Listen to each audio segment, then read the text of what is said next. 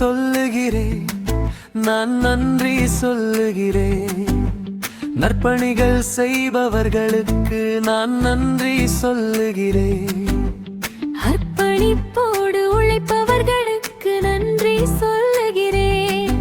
அறம் செய்ய விரும்பும் அரிதான மனிதர்களுக்கு நன்றி சொல்லுகிறேன். வரம் என பொது நலம் போற்றும் மனிதர்களுக்கு நன்றி சொல்லுகிறேன்.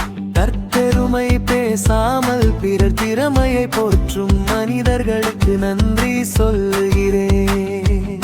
சொற்ப வருமானம் என்றால்